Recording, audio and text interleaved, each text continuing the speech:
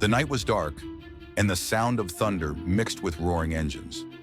A small boy, barefoot, shivering, ran down a lonely road, his face covered in tears. He wasn't running from monsters, he was running toward them, the only people he believed could save his mother. Those people were the Hell's Angels. In a small, forgotten town on the edge of nowhere, 11-year-old Eli, a foster child, lived with his single mother, Grace.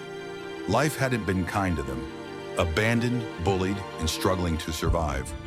Grace worked double shifts at a diner, while Eli stayed quiet, keeping to himself.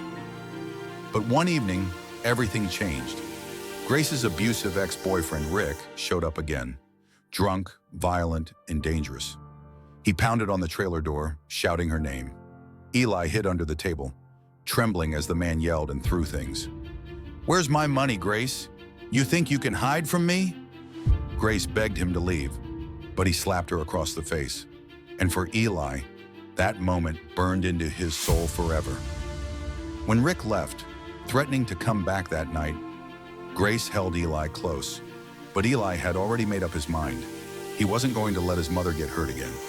Eli grabbed his small backpack, slipped out into the cold night, and ran toward the highway.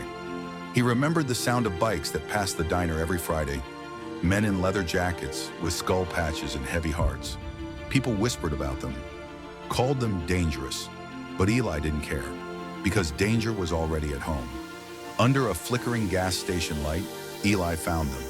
5 bikers in black leather, gathered around their Harleys.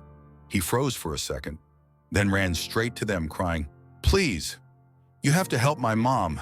He's gonna kill her." The bikers went silent.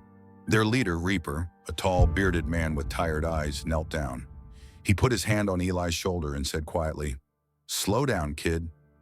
Tell me everything." And Eli did, every painful detail. When he finished, Reaper stood up, turned to his crew, and said only 2 words, "Mount up."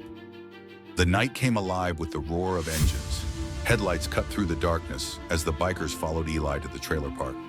Rick was already there, his truck outside, his voice echoing inside the trailer. Then, silence. And then the sound of boots on gravel. Rick stepped out, angry, shouting, until he saw them. 5 leather-clad giants standing shoulder to shoulder.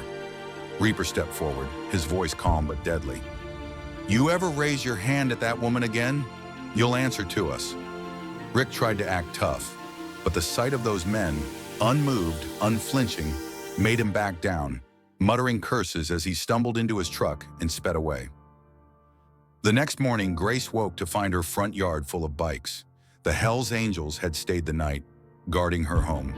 One of them was fixing her broken door. Another was cooking breakfast for Eli. Grace couldn't believe it. Tears filled her eyes as she whispered, "I don't even know how to thank you." Reaper smiled gently. "Don't thank us, ma'am. Thank your boy. He's got more courage than most men I've ever met." Weeks passed. Rick never came back. Eli started visiting the bikers at their clubhouse, where they taught him to fix engines, ride dirt bikes, and stand tall. For the first time, he smiled like a real kid. And Grace, she finally slept through the night, knowing her son had found a family that would never let him down. Sometimes heroes don't wear badges or capes. Sometimes they ride Harleys and protect the innocent when no one else will. If this story touched your heart, share it, because somewhere out there, another kid like Eli needs to know that kindness and courage still exist. Tell us in the comments. Would you have done what Reaper did? Like this video, subscribe, and help us spread stories that restore faith in humanity.